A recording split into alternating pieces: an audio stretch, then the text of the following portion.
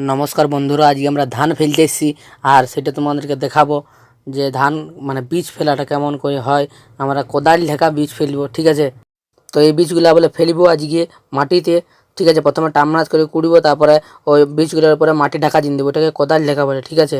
এই যে এই জমিতে আমরা মানে কিছুটা কুড়িছে বাবা, আর কিছুটা আমিও কুড়িব। আর সাইডেরটাই মানে ওরা হালে মানে কাড়ার হালে হাল বাইছে, আর আমরা কিন্তু টামনাই করব। তো আমরা টামনাই করব, কারণ কি আমাদের কাছে হাল নাই, ঠিক আছে। আর এখন এরা করছে, সেজন্য আমাদেরকে এখন দিবে নাই। তো আমাদের দেখতে কিছুটা কুড়ি রেখেছে, আর কিছুগুলো কুড়িতে হবে, কারো বহুতটা।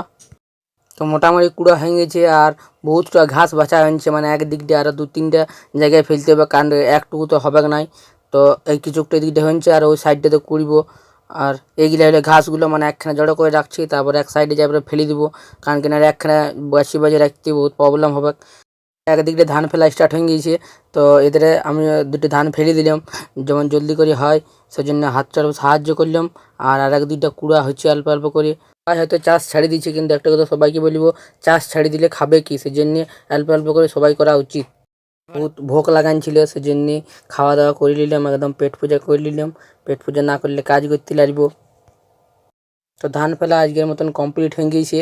এবার আরও কিছুদিন পর আরও কিছু ধান ফেলতেই হবে, নাহলে হবে না। এইটুকু ধানে কিছু হয় নাই, কারণ কি বহুত ক্ষেতের ধান তখন কমে যায় আফর, সেই জন্যেই। আর আফর ফেলাও ভিডিও আসবে জলদিই। আর এই ভয়েসটার জন্য দিচ্ছি, সাইড থেকে দিচ্ছি, কারণ কি ওখানে হাওয়া দিছিল, আর এই ফোনটা অতটা ভালো নয়, সাইড করে, সেজন্য ভয়েস দিতে হচ্ছে। তো তোমরা যদি আমাদের ভিডিওটা ভালো লাগি থাকে, তো চ্যানেলটা সাবস্ক্রাইব করো এবং লাইক এবং শেয়ার কমেন্ট মানে যে করতেই করে দাও, কারণ কি ভিডিও বানাচ্ছি। তো পাহাড় ধোয়া হয়ে গেছে। তো ব্লগটা আজকের মতন এখানে সমাপ্ত করলাম। দেখা হবে পরের ভিডিওতে। তো ততদিন ভালো থাকবে, সুস্থ থাকবে সবাই। বাই।